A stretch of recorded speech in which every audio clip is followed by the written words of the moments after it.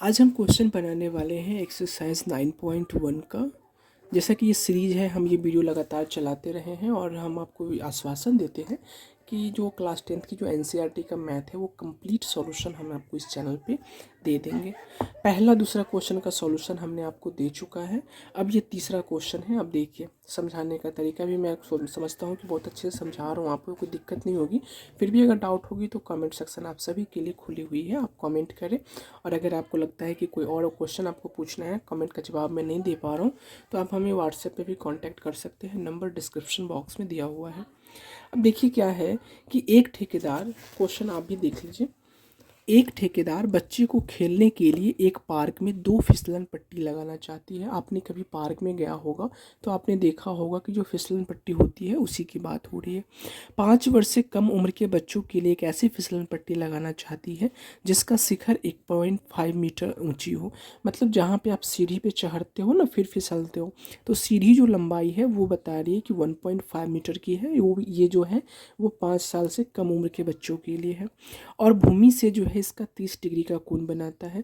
जैसे मान लो कि ये सीढ़ी बनाई हुई है लंबी में, और फिसलन पट्टी कहीं ना कहीं ज़मीन से टच करेगी, तो ये ज़मीन है, तो फिसलन पट्टी इस तरीके से होगी। ठीक है, तो ये जो है 5 वर्ष से कम उम्र के लिए बच्चों के लिए है। ठीक है, 5 वर्ष से कम उम्र के लिए बच्चों के लिए। तो यहाँ पे सीढ़ी बनी होती है और यहाँ पे आप फिसलन करोगे तो फिर इस स्लाइड करके नीचे पहुँच जाओगे। जो बच्चों को आपने पार्क में देखा ही होगा या स्कूल के प्लेग्राउंड में आपने देखा होगा, इस प्रकार का बना होता है। तो ABC। अब 5 वर्ष से कम उम्र के बच्चों के लिए जो हाइट दी हुई है वो 1.5 मीटर दी हुई है, वो इसका मीटर है। अब यहाँ क्या कह रहा है, जबकि इससे अधिक उम्र के बच्चों के लिए, जो 5 से ज़्यादा उम्र के बच्चे हैं, 5 से ज़्यादा, ठीक है। अब 5 से ज़्यादा के लिए भी हम एक फिसलन पट्टी का निर्माण करते हैं। जैसे मान लीजिए ये भूमि है, ये सीढ़ी है और ये इसका जो है फिसलन पट्टी है। तो इसकी जो हाइट है, जो 5 साल से ज़्यादा उम्र के लिए है, वो है 3 मीटर। और इसका जो कोण बनाता है वो बनाता है 60 डिग्री का कोण बनाता है। प्रत्येक फिसलन पट्टी की लंबाई याद करना, मतलब हमें चढ़ने वाली सीढ़ी की लंबाई तो बता दिया है। अब हमसे सिर्फ पूछ रहा है कि ये फिसलन पट्टी जो है इसकी हाइट लंबाई जो है वो पता करनी है और बतानी है। बहुत ही ईजी क्वेश्चन है। आइए समझते हैं कैसे। हम बुक बंद कर देते हैं। अब देखिए हम कैसे बनाते हैं। सबसे पहले तो इसमें बचे हुए का हम नामकरण कर देते हैं, A, B और C।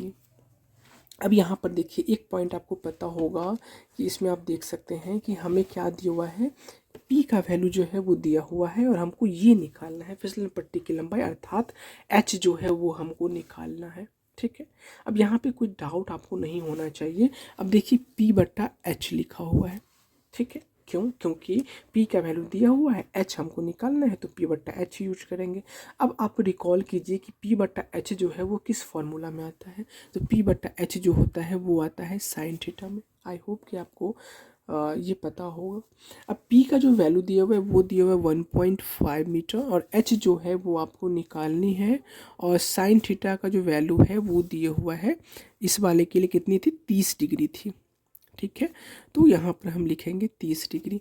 तो 1.5 में x होगा और साइन 30 डिग्री का जो वैल्यू होता है वो होता है 1/2।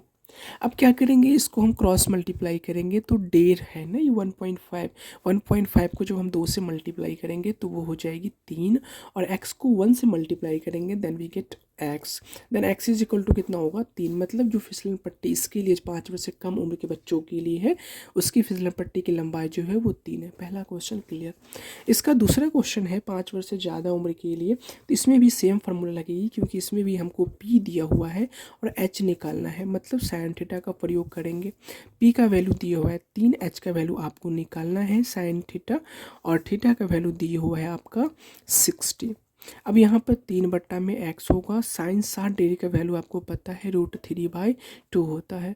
जब इसको मल्टीप्लाई करेंगे क्रॉस में तो 3 दूना होगा 6, और x को √3 से मल्टीप्लाई करेंगे तो हो जाएगा √3x। x निकालेंगे तो 6 में √3 करेंगे। जब यहाँ पर नहीं कटेगी तो हम हर का परिमेयकरण कर देंगे, मतलब √3 को अंश और हर दोनों में मल्टीप्लाई कर देंगे। तो यहाँ पे क्या प्राप्त हो जाएगी, 6√3/3 होगा, क्योंकि ये √3 मल्टीप्लाई होगी तो 3 प्राप्त होगी। 3 दूना 6, ये कट जाएगी तो होगा 2√3। मतलब जो इसकी जो है वो हो जाएगी 2√3 इसकी लंबाई। ठीक है, आई होप कि ये क्लियर हो गया होगा। कोई डाउट होगी तो कमेंट सेक्शन में ज़रूर बताना। अगर वीडियो अच्छा लगे तो please like share and channel को सब्सक्राइब जरूर करें। Thank you so much, bye bye.